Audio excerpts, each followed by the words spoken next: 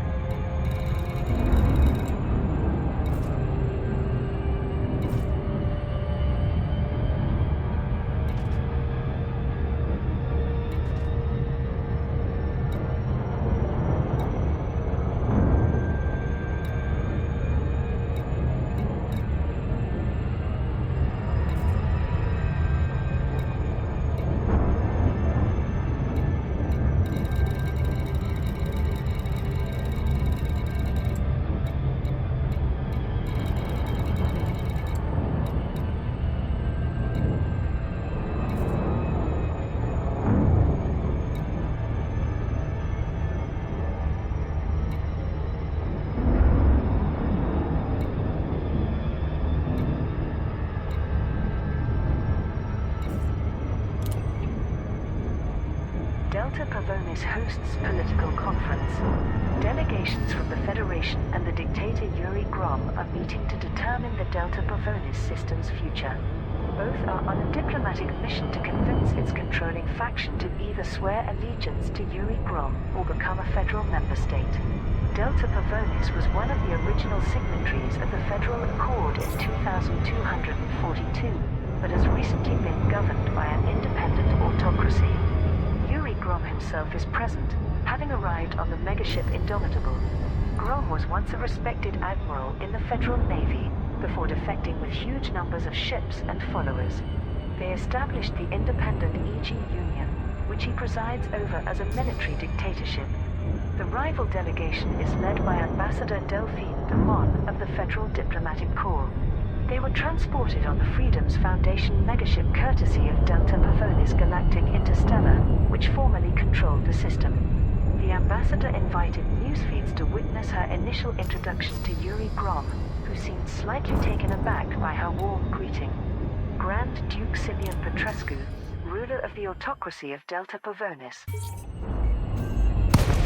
told attending journalists, "The conference will take place in Kessler City on Reagan's legacy, where our distinguished guests will enjoy our famous hospitality. I look forward to learning more about their respective proposals." This is the first time that the Federation has diplomatically engaged with Yuri Grom. Political observers noted that this tactful approach may be due to several federal factions recently declaring independence. Thargoid strike follows Salvation's prediction. Pilots Federation alert. The Cornsar system has been attacked by Thargoid forces, causing severe damage to 2 starports. Direct assaults against Chadwick Port and Ito Market stations have resulted in 10,000 casualties. Local reports state that Thargoid vessels have also appeared elsewhere throughout the system, placing millions more lives at risk. The anonymous figure known as Salvation recently warned that Cornsar was in imminent danger of being invaded, having been alerted by his new Xeno detection network. Aegis could not verify Salvation's claim and saw no evidence of any Thargoid presence. Docking successful. Engines disengaged. The ruler, Marshal Noah Sharrow of the Allied Cornsar Constitution Party, transmitted this message. This is a call to any pilot Cargo hold at maximum capacity. in the vicinity of Cornsar. We urgently need ships to defend our people from the Thargoids and to rescue civilians trapped within Chadwick Port and Ito Market. This is a grave emergency. Aegis has released Ship released. Thargoid presence in the Cornsar system. Unfortunately, most of our operations and personnel remain suspended due to the public inquiry, so we cannot contribute to any anti-Xeno efforts. There has been no further communication from Frame Salvation, ship drive charging. despite his accurate prediction of the attack. Farmer Giant victorious in the Hades system.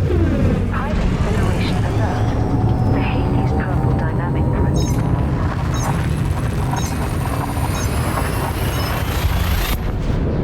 Has fought off the Kumo Council assault, securing the completion of Near Medical Industries' Onion Head project. The pharmaceutical corporation had received deliveries to Hades to begin producing Onion Head gamma strain for medicinal purposes.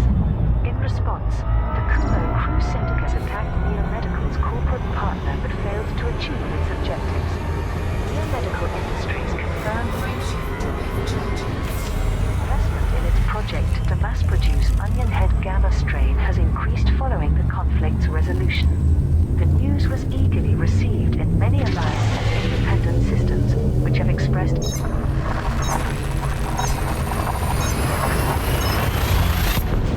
interest in the new healthcare treatment. Owen Kendrick, CEO of Neo Medical Industries, told the media, "We owe a huge debt to the galactic community for defending our operation. Large-scale manufacture of Onion Head gamma strain can now commence. We will soon be able to improve the quality of life for millions of people. The Hades Purple Dynamic Group is offering rewards to its supporters from Crippen Port in the Hades system." Salvation warns of Thargoid strike. The anonymous figure known as Salvation claims that Thargoid forces will shortly launch an assault in the Cornsar system. The following message was received by all major news feeds. This is Salvation. Authorities in the Cornsar system must evacuate the local population immediately.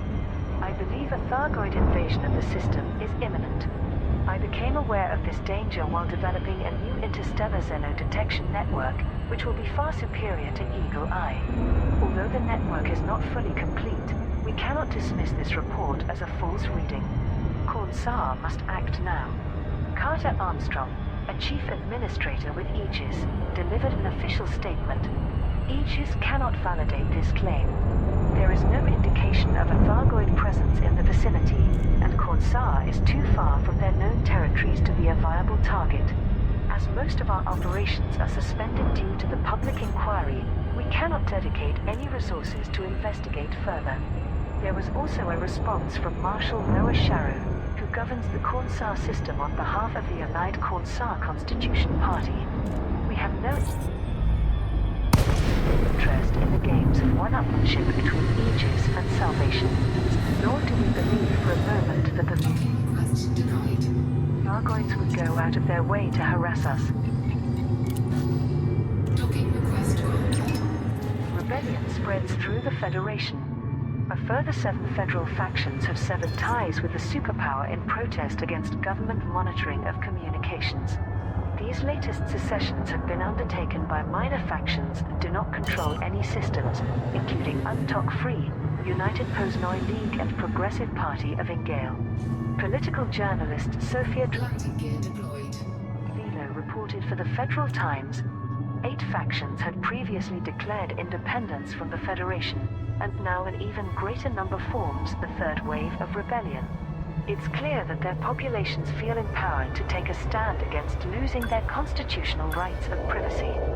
Vice President Archer shrugged off this latest development, maintaining that the Proactive Detection Bureau performs a vital Docking successful. Engines disengaged. security role in these troubled times. Since none of these latest factions currently govern a system, he may also believe that resistance to the PDB is on the wane. Although these events have only impacted a small part of federal territory, they remain an embarrassment for President Hudson's administration.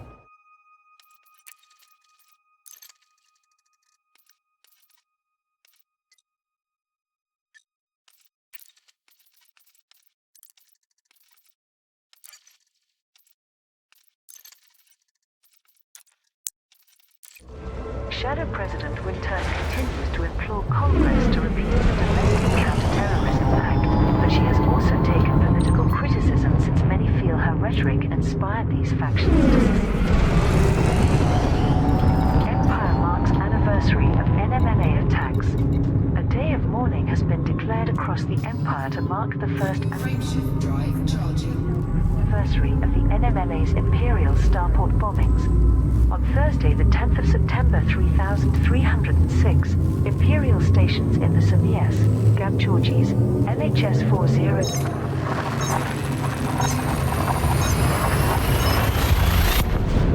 31 and RAP systems were attacked without warning.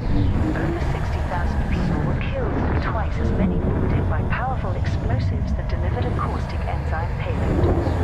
Neo-Marxist Liberation Army is an extremist paramilitary group that is dedicated to reforming Mali, Deval's original Republican government. Prior to these bombings, it had only performed minor strikes with no casualties.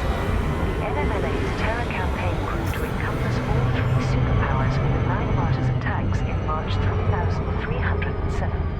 It also led to supporters of Marlinism fleeing from the Empire as refugees, eventually resettling in the Marlinist colonies.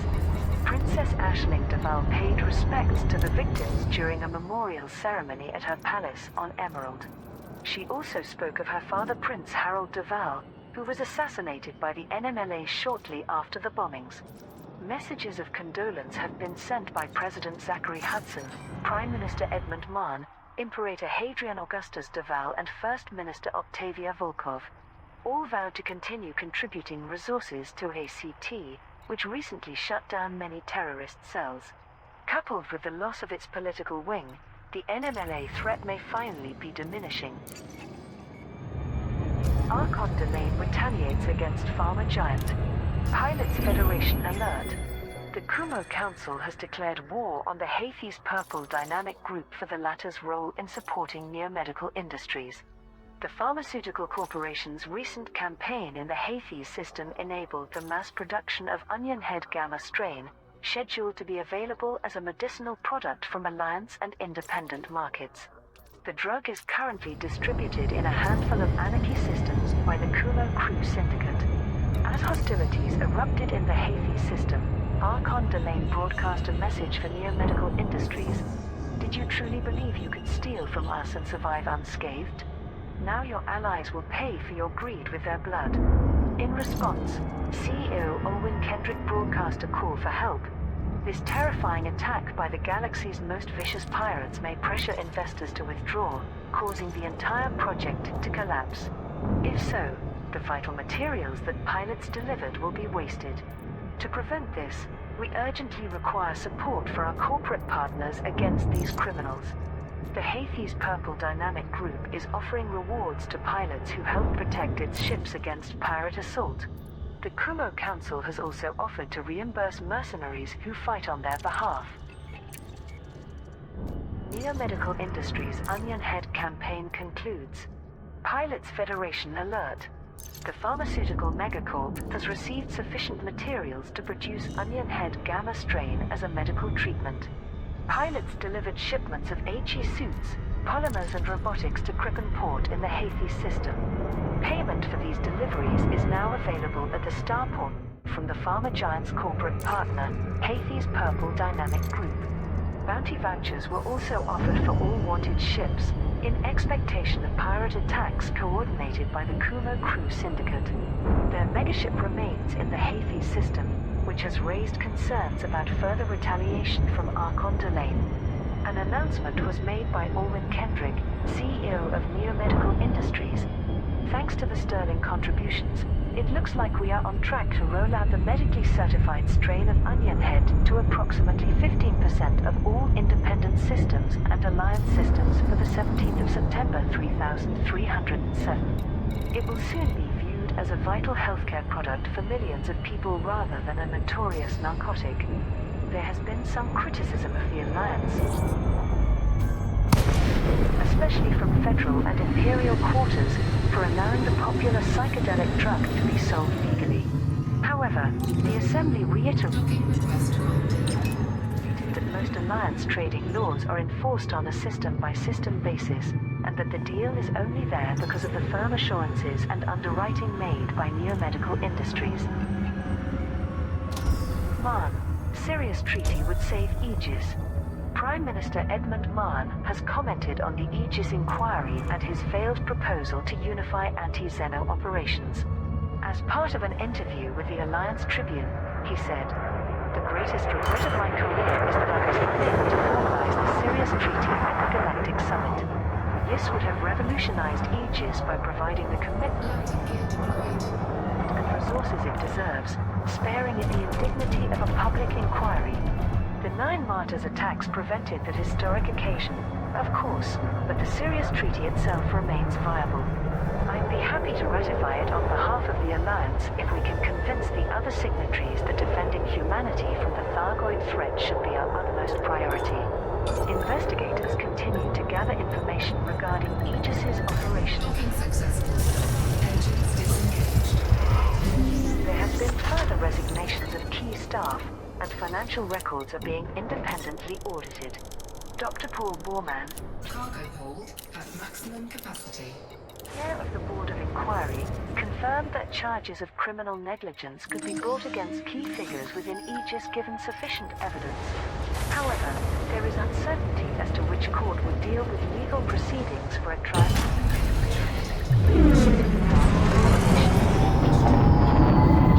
ACT scores victories against the NMLA. The affiliated counter-terrorism unit has reported progress in its efforts to eliminate the Frameshift drive charging. Neo-Colonist Liberation Army. Captain Milo Castile, one of ACT's joint leaders, told a press briefing, "The recent civil war in the Marlinist colonies was a tragedy, of course, but many pro-NMLA individuals were exposed during the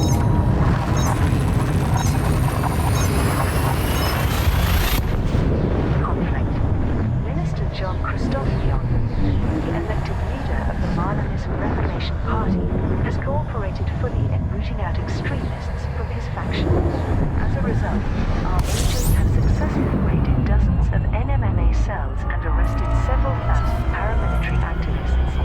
We also acquired intelligence leading to hidden assets in Frameshift drive charging. systems. I can confirm that Peter Seventh, as the NMLA's de facto leader calls himself, personally directed the Marlinist starport attacks. Unfortunately, we have yet to confirm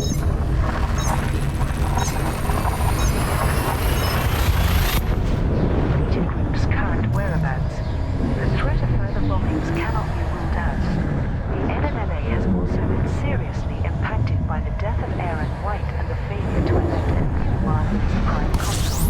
Without the legitimacy of a political wing, I believe the terrorists will find it much harder to recruit new allies. Torval orbital established. Pilots Federation alert.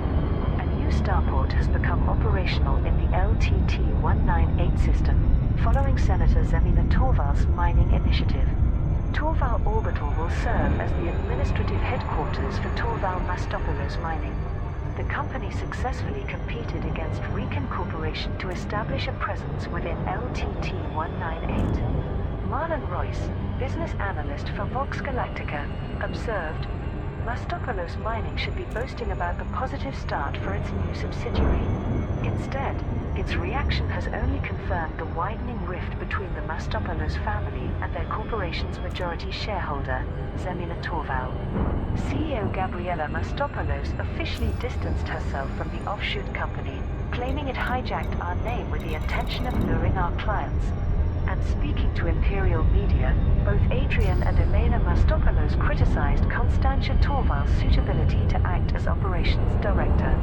Speculation persists as to why the families have become estranged.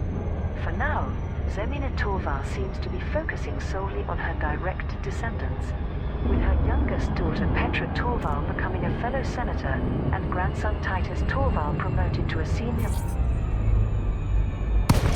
role in Imperial intelligence. The future seems bright for the Torval dynasty. Pharma giant begins Onion Head project. Pilots Federation alert. Medical Industries has requested deliveries to produce Onion Head Gamma strain for Alliance and Independent systems. The new variant of the popular psychedelic drug is currently sold in a handful of independent systems by the Kumo Crew Syndicate. The IHO has confirmed that the product does have many medical applications. Owen Kendrick, CEO of Medical Industries, outlined the initiative. Our goal is to gather sufficient resources for the manufacture of Onion Head Gamma strain as a medicinal treatment. Target markets will include both independent and alliance systems, should enough commodities be delivered. We request that pilots transport HE suits, polymers and robotics to Crippen Port in the Hayfi system. Reimbursements will be arranged by our Docking successful. Engines disengaged. corporate partner, the Hayfi's Purple Dynamic Group. The Kumo Council has dispatched a megaship, the Meeklon, to the Hayfi system. A message was broadcast by Archon Delane, warlord of the Kumo crew. I'm prepared to give this greedy corporation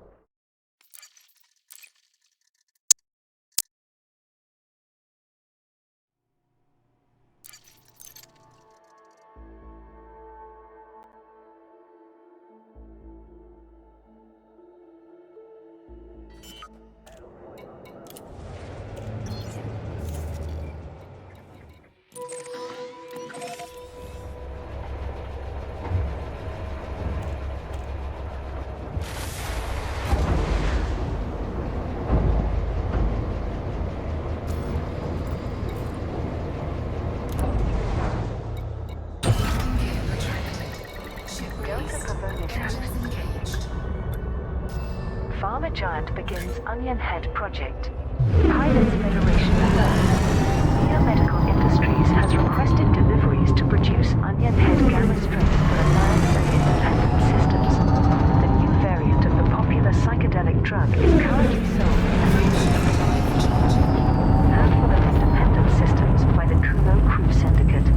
The IHO has confirmed that the product does have many medical applications. Owen Kendrick, CEO of Medical Industries,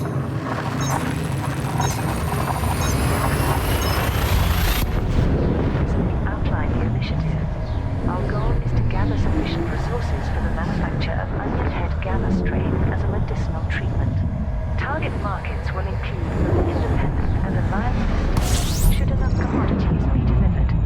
We request that pilots transport HE suits, polymers and robotics to Crippen Port in the Hayfi system. Reimbursements will be arranged by our corporate partner, the Hayfi's Purple Dynamic.